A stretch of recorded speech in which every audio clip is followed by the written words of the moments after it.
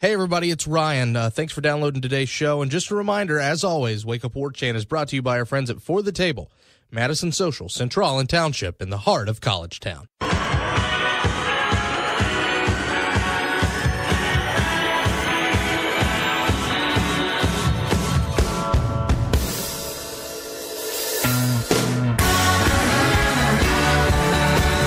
Ladies and gentlemen, from Tallahassee to Thomasville and from coast to Atlantic coast, it's time to Wake Up War Chant here on 97.9 ESPN Radio, and it's a very happy Monday morning, December the 11th, to you and yours. You're currently listening to the voice of Ryan Kelly.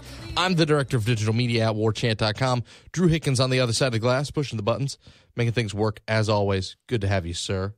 Yeah, baby, it's Victory Monday. Got Jags fever coursing through our veins. You're dang right you do. First place, sole possession. Sounds good to me. But, of course, we're not here to talk about the teal and black. We're here to talk about the garnet and gold, and there's plenty of chatter for that. And we have a good show for you today, including an interview with the newest member of warchant.com.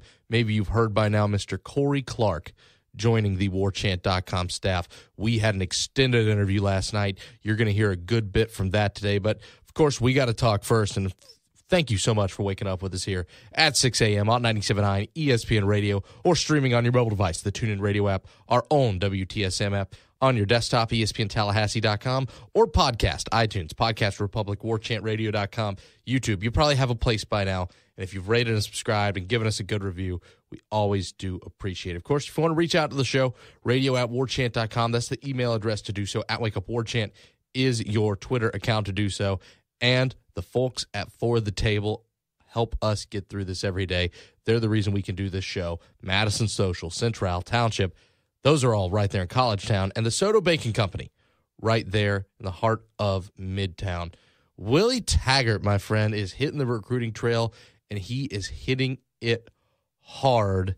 And you don't have to look any more further than the number, which technically isn't even a number, 1,000%. That is what everybody seems to be tweeting whenever he comes to visit, if they are already committed to Florida State. This trip, even though it's starting to bring out some new offers, it's starting to bring out some guys who maybe weren't interested in Florida State who are back in the fold, including maybe Justin Fields, if we're to read some of the Twitter tea leaves correctly. But the guys who maybe had said, we just want to know something. We want to know where Florida State is. I'm still committed, but I'm not sure how I feel on it. This has been such a successful trip to go get those guys and lock them down. Yeah, really excited to see that Willie was able to lock down Robert Cooper. He's a big-time defensive tackle. For a lot of time, there was some worry about him potentially flipping to Alabama. You're able to hold on to him. I'm also very interested to see what Willie's new slogan's going to be. What's his new thing going to be? You know, at Oregon, it was hashtag do something. Always do something. I'm looking for something a little better. I hope it's not just, you can't just bring do something. I mean, maybe you can, because from Kentucky to Oregon, why can't he bring it? Because you know, you got Fleck at Minnesota. I'm pretty sure he still does row the boat, I guess. Yeah. But you know, I would like something a little different, maybe a little change of scenery, change a hashtag. Philosophy, man. I mean, you can't. Your recruiting philosophy for each season can't be do something every year. That's not creative. We need something different. Wow. Nobody. For instance, when you see man's been coached for less than a week, and we're picking on do something. I'm not picking on it. I'm just saying I would like to see something different. I said I'm curious to see what he would do. I didn't say I'm ripping the guy. He hasn't put do something out there yet with Florida State. I'm saying I would like to see what direction he takes. You don't see people every year using the same hashtag in recruiting. They change it. So I'm interested to see if he's going to change it from job to job. Simple observation. With recruiting, though, about the only thing they change is the number. It goes from like Tribe 17 to Tribe 18, or Chomp 17 to Chomp 8, or whatever Florida's is. I know they use the same one. Florida, I think Florida's changed theirs. They're all bite 18 now. They weren't all bite 17. Well, that also makes sense because Florida's also changed coaches, it seems like, every season. Well, we changed coaches. Yeah, so understand where I'm coming from. But the thing is, the coach has every right to bring over whichever one he wants. Anyway, listen. Got a little off topic there. This is one heck of an opening segment already. But I will say this. Justin Fields, man, some Twitter buzz that maybe he's not going to lock this down early signing. Am I seeing that this is a guy that Florida State has a shot at? Here's the thing. If I'll start worrying about this of Florida State having a legitimate shot here if he doesn't sign in 10 days. If he doesn't sign in 10 days, when the early signing period comes, then you can start taking this thing seriously, because that means he's not as locked down to Georgia as he's tried to show. It means that there's still some doubt in his mind that maybe he's a better fit elsewhere, and maybe he kind of wants to see how this playoff goes with Fromm. And maybe, I was about to say, because maybe Fromm's going to be there for Because here's the thing. If Fromm goes out there and wins them that national title, Justin, it's going to be real hard to unseat him, man. I mean, you got places. Obviously, you saw what happened with Jalen Hurts. There was a lot of chatter about potentially being a quarterback competition there, but that never really amounted to much. Tua Tagliova, or however you say his last name, is a good player, but he was never going to unseat Jalen Hurts. Sure, there was some chatter, and maybe that would be the case with Justin Fields. There'd be some chatter of him taking over Fromm, but you also have to keep in mind not only do you have Fromm, you have Eason there too, and we don't know if Eason will still be there, but still, I mean, those are things you got to really think about. And look obviously you can see what Dan Mullen's done with his resume, and I know Florida was high on his list for a while, so you got to think they're a player. I also think, though, Willie Taggart's got some stake here, because I think Justin Fields was very interested in Florida State. I think a lot of the reason why he ended up not coming here, just from things that I've gathered and heard, might have been having to do with Jimbo a little bit. And I think originally that was the interest. I just don't think that they were an overall great fit. And I think that Willie Taggart's got something to show here with what he did with Herbert last year at Oregon. I think he can go to Justin Fields and say, look what I did with this kid when he was healthy. Look at this offense, this lethal simplicity offense that I run, and all the points that we put up. And I run the quarterback, and I run a lot of I look for big explosive plays where you'll be able to show off your arm as well. This offense, it could be tailor-made to Justin Fields' skill set if he is to maybe possibly think about Florida State here. But again, none of this means anything if he signs in 10 days, because I guarantee you Florida State's not flipping him in the next 10 days. Of course, a couple other offers as well for Florida State. We don't have a ton of time here, so we're going to have Michael Langston on here soon to definitely dissect more of these. But overall, you're more a recruiting mind than I am, Drew. Successful opening weekend for Willie Taggart as head coach of Florida State? Sure, yeah, definitely. He's gotten some guys that potentially we were looking at flip watches. We've gotten some guys. He's A, locked some people down, and B, guys like Warren Thompson and Josh Moore and those kind of guys have decommitted from their respective schools. Isaiah Bolden also decommitted as well, one-time Florida State commit. I think he's done well. I think he's done about as good as you could hope. I think, obviously there's a lot of unfair expectations with the way people have kind of gassed up how good of a recruiter he's been over the last week or two. Some people are already looking for some commitments and whatnot. Let this thing settle down. Let this thing because I guarantee you, once one domino falls, I think it's going to start rolling. I do think he's doing a really good job. He's out there hitting the trail hard. I'm really excited to see how this thing goes. Listen, Isaiah Bolden, Warren Thompson, Josh Moore, all huge names, of course. Also from Tampa, Penix, the 2018 quarterback, getting offered as well. There's so much to get to. WarChant.com has you covered. Michael Langston has you covered right there on the premium recruiting board. For all that scoop, WarChant 30 gets you a free 30 days into the boards. Okay, so here's what we're going to do. We're going to take a break. We're going to come back with Corey Clark and the interview that we got to do last night. And then after that, we're going to talk a little bit of basketball. How about that? Wake Up WarChant, 97.9 ESPN Radio.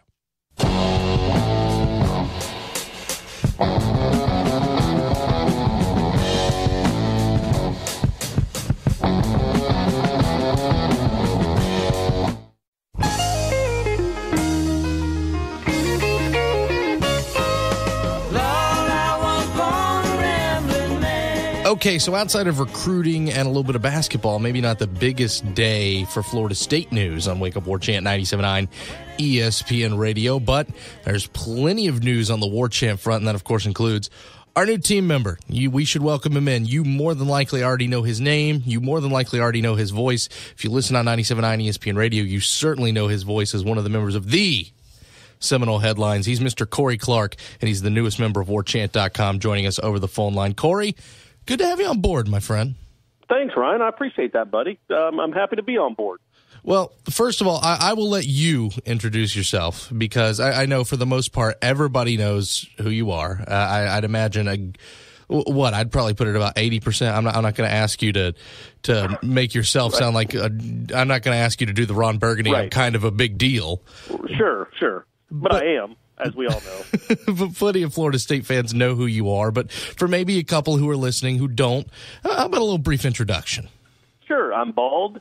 I'm about 5'9", incredible athlete, love the beach at night. I don't like the beach during the day. I like the beach at night. That's a good take. During the day, it's too hot. There's too many kids around. But at night, it's calm. It's got a breeze. It's just so much better at night. I have been at the Democrat for 10 years, or I was at the Democrat, I should say. I got to get used to that, I guess. I was the Democrat for 10 years. Jim Lamar hired me in 2007 to cover preps at the Democrat. I did that for about a year and then became an FSU writer after that. Worked with the late Steve Ellis. Became the beat writer, and unfortunately, after Steve Ellis passed away in 2009, I became the FSU football beat writer.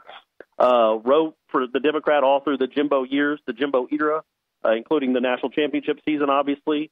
And then, did that for 10 years. I've been on Seminole headlines here on this station since 2012, I think, is when Jeff came over to 97.9, maybe 13. I think it was 12. It was 12. Yeah, it had to be 2012, yeah.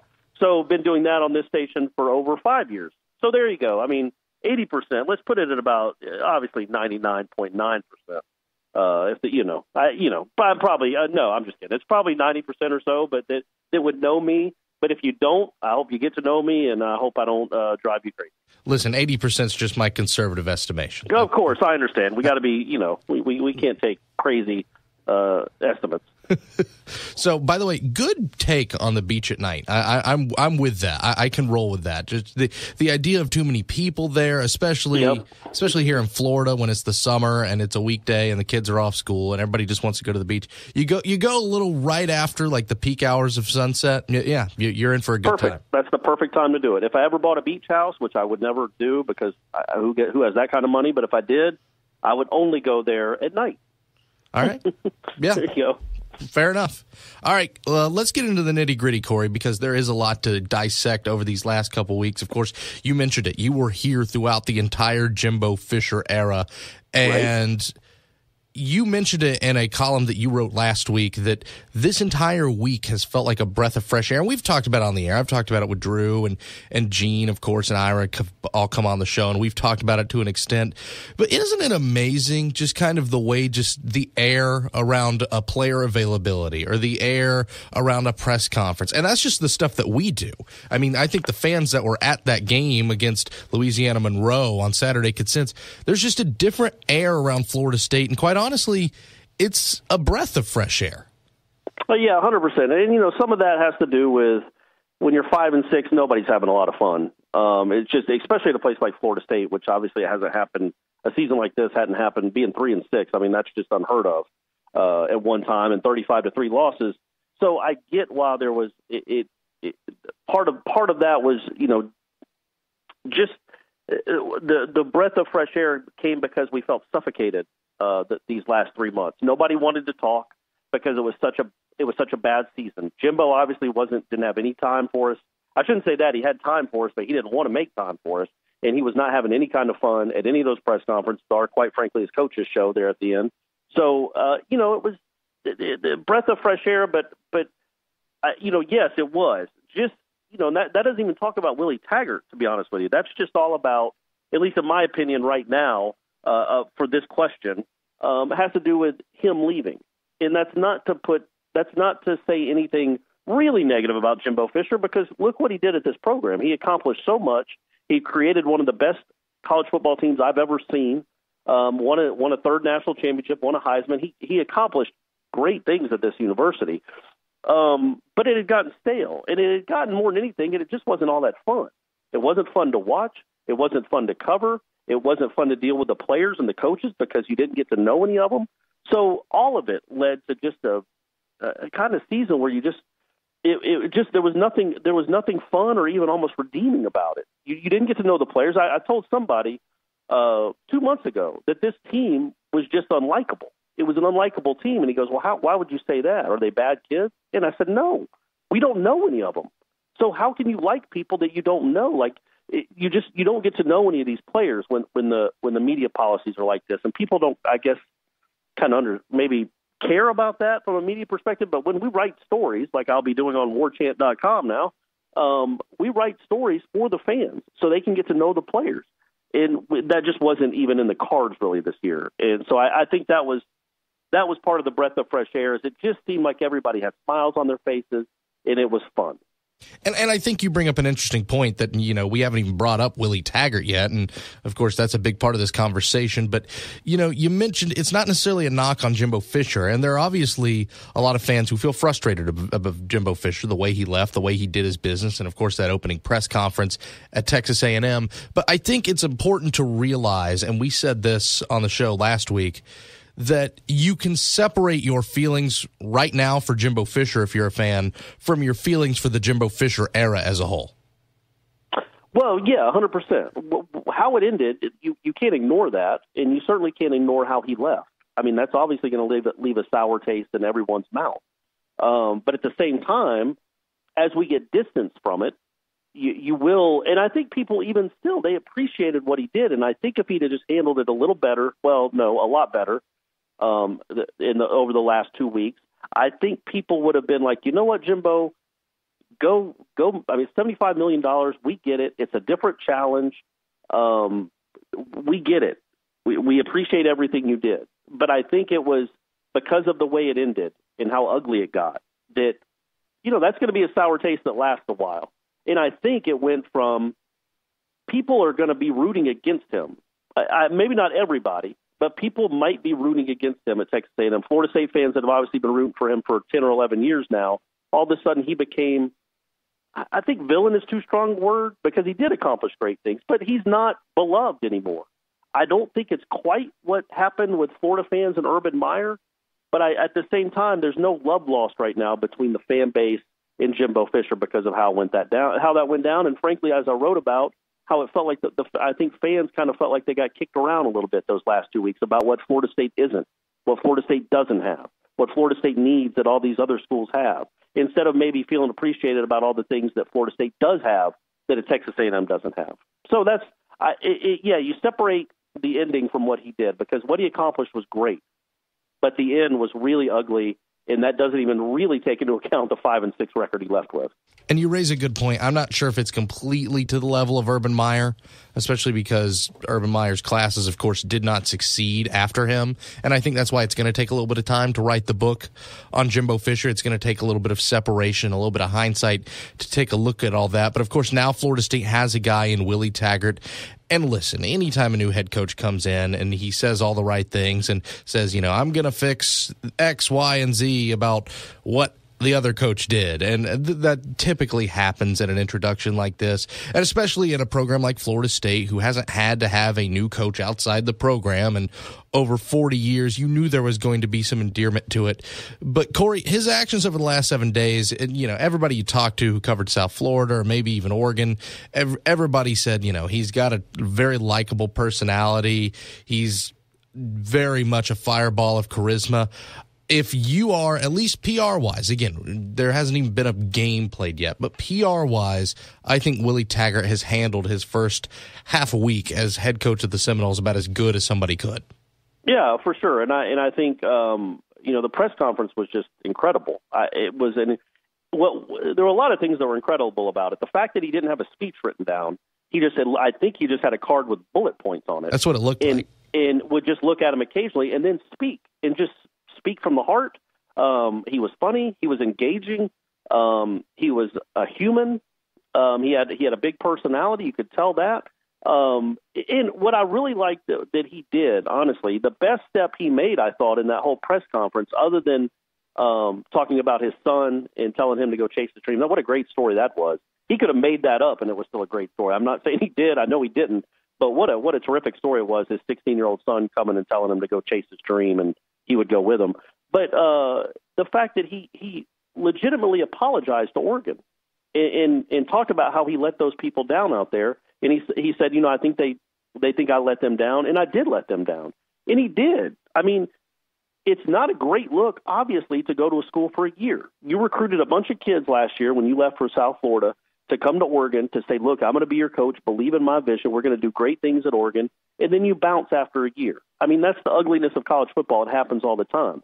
But he handled that after obviously breaking hearts out there. He handled that really well and seemed genuinely upset that he had to make that decision. I think if he had been in Oregon 3 or 4 years and Florida State came calling, he would have said yes in half a second.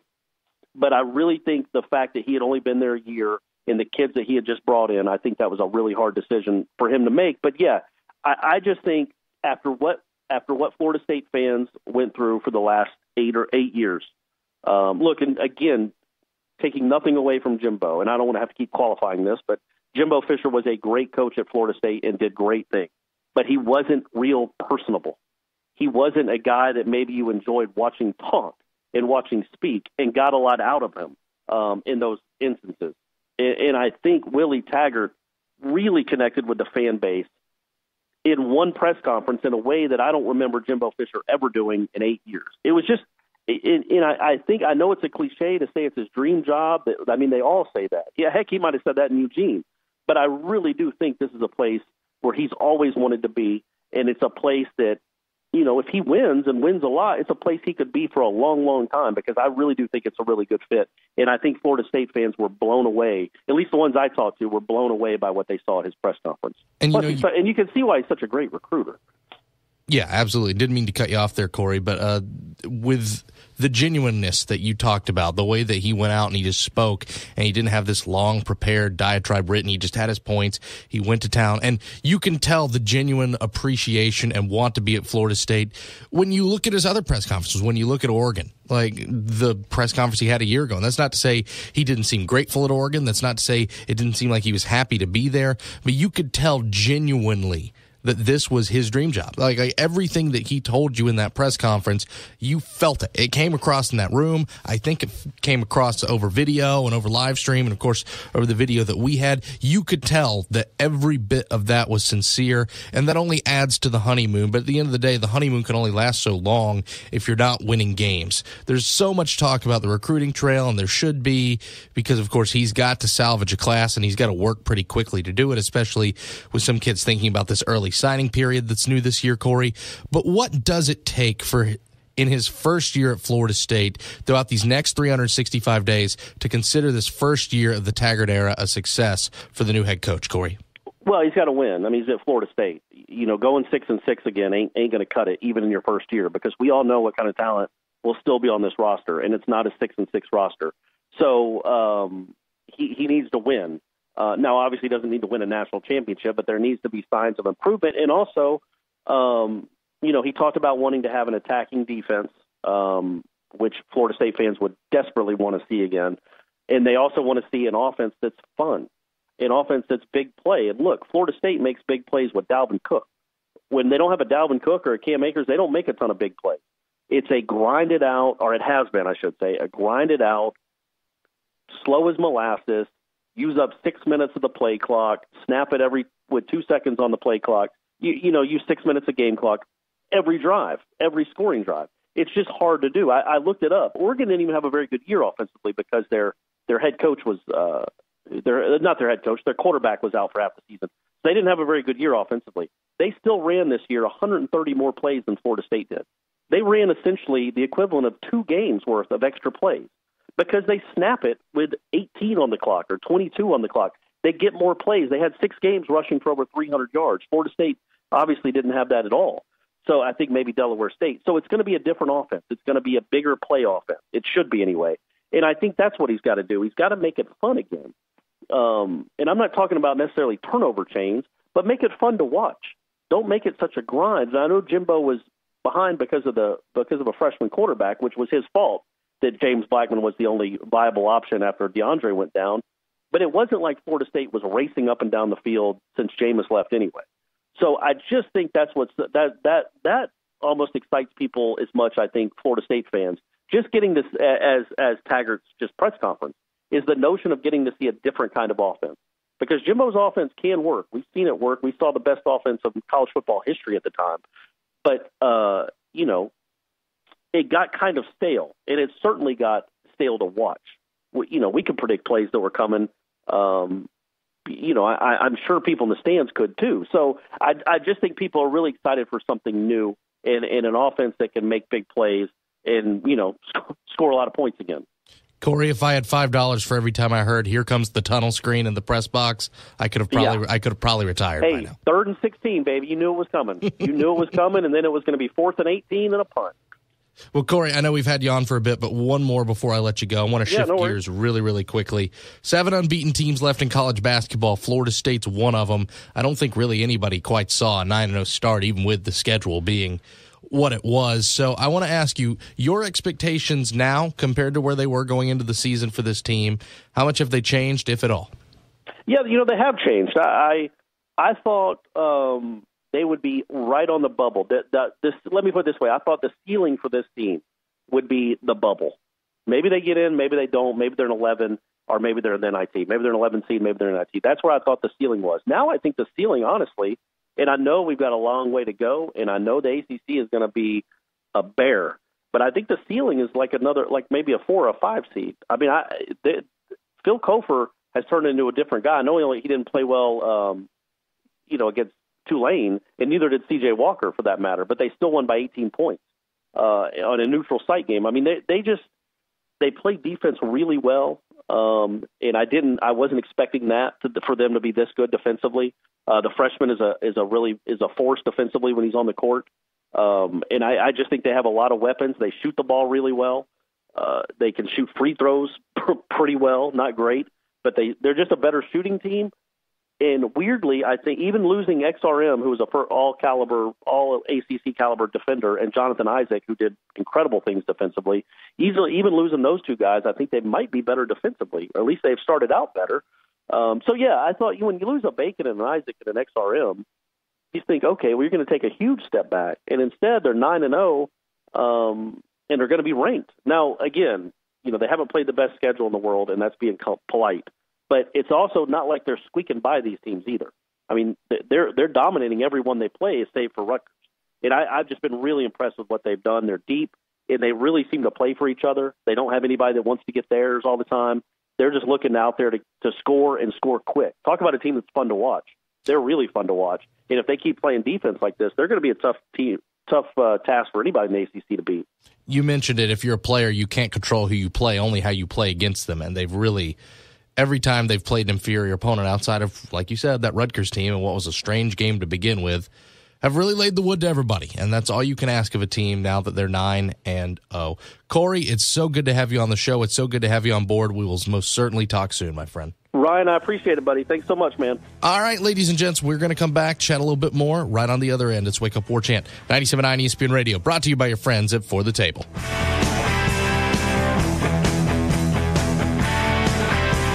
All aboard the Taggart train. I'm really excited about FSU football and the Willie Taggart era. Did you hear there's also a new era happening at warchant.com? Did Warchant get a new coach? No, but they did get a star player. Corey Clark is joining the team. Between Gene Williams, Ira Scheffel, and Corey, that's nearly 50 years of experience covering the Seminoles. Glad I finally took advantage of that 30-day free trial offer and subscribed. And now you get the added bonus of reading Corey Clark's insight into the Noles. Warchant.com, your ultimate Seminole sports source. Happy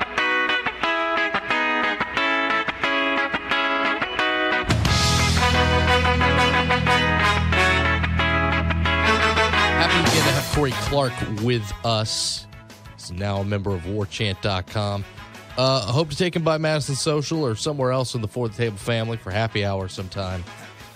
Get to chat a little bit. Of course, I've known Corey for a bit now. Good dude. Always great. Always brings good insight. Of course, has been around, knows this program like the back of his hand, grew up watching this program. Great addition to the family. Happy to have him on board. But need to meet up sometime for happy hour. Of course, 4 to 7 at Madison Social, Central Allen Township, all right there in the heart of College Town. 3 different experiences, one great deal. Make sure you're headed out there. By the way, shout out to our friends at Madso. They are putting out some cool koozies and shirts right now. The Tallahassee stuff is really good to me. The War Daddy koozie. As a matter of fact, I need to know, can I get comped for a War Daddy koozie? Because that's pretty solid. That's solid work from our friends over there For the table. Another day, another Florida State victory on the hardwood, as we already mentioned with Corey, 72-53 over the Tulane Green Wave in Tampa. By the way, error and omission from Friday's show. I kept saying that the game was at the Tucker Center. We actually had someone point out, and I knew this game was in Tampa, and that's what bothers me, is that when you look at a schedule and you know something's at a place, and yet you say the wrong thing anyway.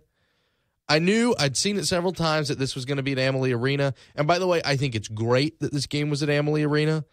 I think it's great that Florida State is taking this show on the road, especially because it is such a watchable product now. Florida State needs to do more of this. I think, if next year they want to do one at Amway, and the year after that they want to do it at one at Veterans Memorial in Jacksonville, this is a great way to grow your brand and grow your product. And let's face it, a lot of those folks who come from out of town for Orlando or Tampa or Jacksonville for a Saturday at Doak don't always come for a Saturday at the Tucker Center.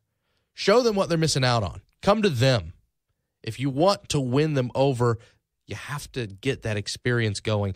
I like the idea of playing these games in Tampa and other places. Well, sure. It's also a little home away from home for Florida State. That game was really, even though it was a neutral site, I mean, it was... They used the Florida State graphics on the Jumbotron and all that. Yeah. I mean, Tampa is obviously a very heavily inherited Florida State place as opposed to maybe some Green Wave fans. So that was obviously a predominantly Florida State crowd, not a very far drive, helps other people in other places see Florida State, like you say, win them over, get them to come to Tallahassee. I think it's good for all parties involved. And, just having a neutral site W over another home W, it's amazing what that does in out-of-conference play. Look at how Florida's RPI rocketed last year when the O-Dome was under renovation. So they played a lot of those games in Jacksonville. They played a lot of those games in Orlando. And even though it was, de facto Florida home games, it was a quick bus ride from Gainesville. It was, look at all these neutral court wins that Florida has. It's skyrocketed their RPI. It can only help you, especially when you play these in-state against teams like Tulane that aren't exactly bringing anybody. And heck, even some of the road games that you can play in this state. I mean, if Florida State played at UNF Arena tomorrow against the UNF Ospreys, who, by the way, are in town playing FAMU tonight, but if they played there, there's going to be a lot more garnet than there's going to be blue and gray. That's just kind of how that works. You're the big name brand. I think when you schedule like that, it only helps you because road wins and neutral sites are, of course, so important when you're looking at that RPI if you are going to schedule soft out of conference-wise. Yeah, like I said, it's just beneficial for all parties involved. Florida State, obviously, when they're playing UNF, you're still going to get a heavy Florida State crowd. That's just kind of it's the way that it is. When I was at JU, it was the same. It was the same type deal. All of a sudden, it's you're playing a home game at JU, and it's predominantly Florida State fans. That JU baseball game against Florida State at Sessions is infamous for turning into Hauser East. Right. And that's fine. But again, that's why I think it's beneficial for everybody just because, you're able to build the brand a little bit, have everybody come see it without having to come all the way down to Tallahassee. But yeah, all in all though, if you just looking at this game of what actually took place, Florida State obviously started out a little slow, but they were able to kind of catch their feet a little bit in the second half, about 5 minutes in, and blow this thing wide open. Here's the thing that encourages me about Florida State, and you're right, didn't always look the prettiest in the first half, 72-53, of course, the final. But even though it didn't look completely pretty at the end of the first half, you're still up by pretty much double digits. You're leading 29-17. And the fact that you can say that you felt bad about your first half and you're leading a team that going into today was 7-2 or 7-2, 29-17, you like that. And I'm not telling you Tulane's a world beater. They're not. But they're also not awful. Their losses, by the way, Georgia State, bad. North Carolina, sure, of course. Out-of-conference game, Dean Dome, mid-major opponent. Yeah, you absolutely expect that. They've beaten just about everybody else on their schedule. We have a common opponent. Yeah, Colorado State, who, by the way, they thumped. Right. 80-53. I think that's not sorry not to cut you off. I think that's the thing that scared you a little bit about this game is kind of, finals week, things like that. Not at home, neutral, quote unquote, neutral site game against a Tulane team, probably hungry, looking to come in and knock off a team like Florida State, maybe catching some confidence a little bit with, obviously they really, really struggled last year, but they have a really good coach. And Dunleavy Sr., I believe is his name, a guy who's been around basketball for a long, long time, coached in the NBA for a long time. And they've really got things going a little bit. I mean, granted, like you said, they're not a world beater by any means. This is a team that Florida State should have and did handle. Carolina beat them by 24, 25 points. If you want to go ahead and gauge that with, you will. But they have guys who can score the basketball, and you were able to hold them to 53 points, which, again, the thing about this Florida State team is you know that there's going to be times offensively when they kind of just go stale. And there's going to be these large stretches of time where they just really struggle to score the basketball. But that defense is able to pick them up. And really, that's where they really get their offense going again here, because they get those transition buckets, and all of a sudden, those turn into 6, 8, 10 points just like that, because you're able to get turnovers. You're pesky on defense, active hands. That's kind of what happened in this game. You just got a couple of and ones going your way when Tulane kept trying to claw their way back in this game, make it down to 6, 8, 9 points, and then they just took off and were able to hold them for a stretch of time, and that's kind of what the story of this game was. That, by the way, has maybe been what's impressed me most about this Florida State team over this last week, is that every time that they've been in a game where somebody will make a big basket, they have an answer for it. And that was especially true in that Florida game right before they blew it wide open. There's that stretch there in the second half where Florida's still hanging around, and every time it seems like they're making a bucket that could start that run to get them back in the game, crowd gets a little back involved, it's a three from C.J. Walker. It's an and one opportunity from Terrence Mann. They seem to find ways when they need it the most. They've gotten it, and I think that speaks volumes about the mindset of this team. I think you've seen it. They give exceptional effort every game. They play very hard every game. Now, does that mean it's perfect? Absolutely not. 33.3% from beyond the arc, not a great night, not a terrible night. 35.6% from the floor for Tulane, great. 54.2% free throw attempts, not good. 13 of 24, especially after you'd been shooting your free throws so well recently. So this was not a perfect game. This was not a sexy game, but I think you're right to mention something.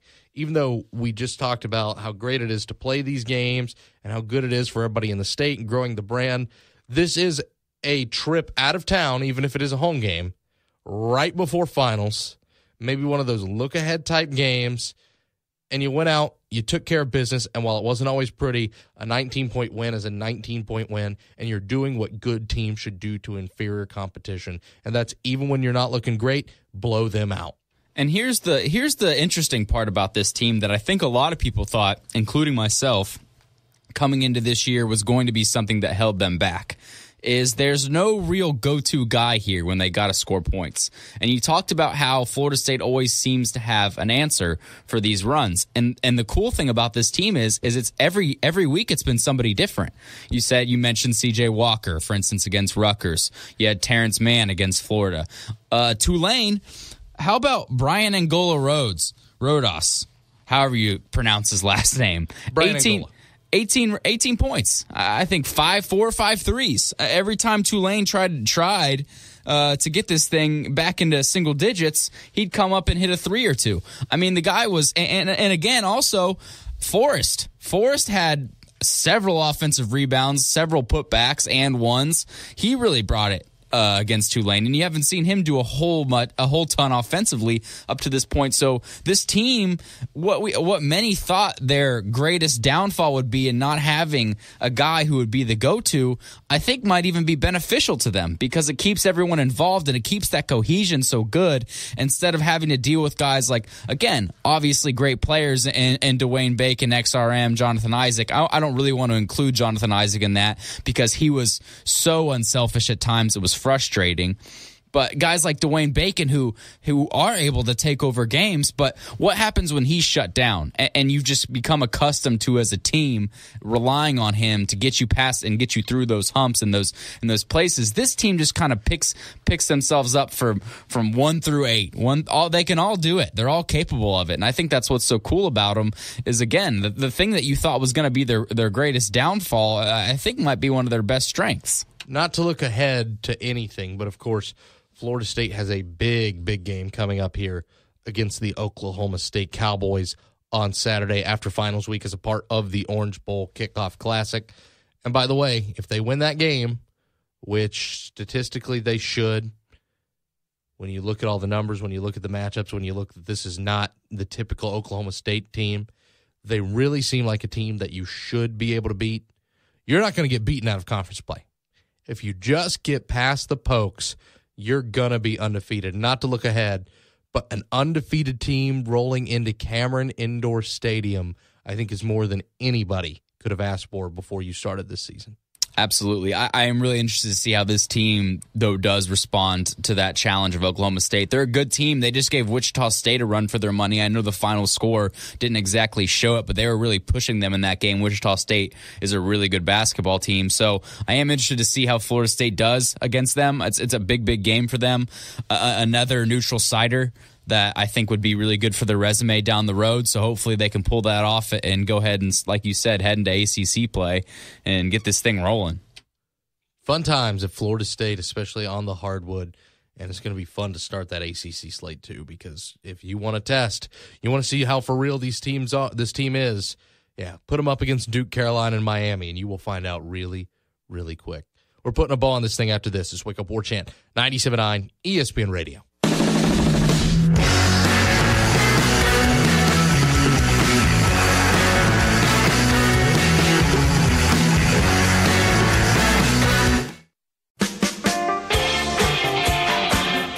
Let's put a bow on it here. Wake Up War Chant 97.9 ESPN Radio, brought to you by your friends at For the Table. Of course, the great news, Corey Clark joining the team. Some bittersweet news for our own Mr. Drew Hicken, who's, of course, graduating this week. Is your ceremony Friday or Saturday? It's Friday night, 7:30. Friday night. So you're going to have yourself a pretty busy week and a pretty busy weekend. And, of course, congratulations to you, sir. I appreciate it, yep. I know it's been hard work, but that's also... the bitter part comes that this is your last full-time week on Wake Up. It is, yep. It's unfortunate. I've had a lot of fun doing the show, but I got to, move back home and start trying to find myself a job. Well, anyway, we're going to have plenty of fun over these next couple days. We're going to take a day or two off at the end of this week. I'll keep you posted on just how long that is, everybody. But, Drew, I'm sure I'll have plenty of other times to tell you this week, but this has been so much fun. Since we switched to our live format in February, I think I speak for both of us when I say this has been an absolute blast, a lot of fun, a really interesting time to have a Florida State talk show. But, I mean, between an NCAA tournament, a College World Series that, let's face it, I don't think anybody saw coming. I don't think anybody saw a coaching search happening at the end of the football season. Think about all of it. Think about the basketball season we had last year. The fact that baseball team made it to Omaha. That baseball team made it to Omaha. And then Jimbo Fisher out of nowhere. If you had told me at the beginning of the season Jimbo Fisher wouldn't be our head coach next year, I'd have told you were crazy. So he's going to be here for another 15 years until he retires. So, yeah, I mean, just a really odd time to be doing some talk radio in Florida State, but a fun time because there's been a lot to talk about. And, I've had a lot of fun. It's been a good time. This season has been a triumph for team content. There's no doubt about that. We're still going to have plenty of more fun over the next couple days. But as we wrap things up, I really wish the Ravens could have came through for us last night. Yeah, I really appreciate it. But I guess I'm not surprised that Joe Flacco couldn't pull one off. Well, what a shocker. God, if we could get that 2 seed. We're not going to after that Pittsburgh win, but just if we could, dang it. Whatever. Anyway, Drew, my thanks as always. Thank you. Thanks to you guys for listening. Mike and Mike's up next, 97.9 ESPN Radio.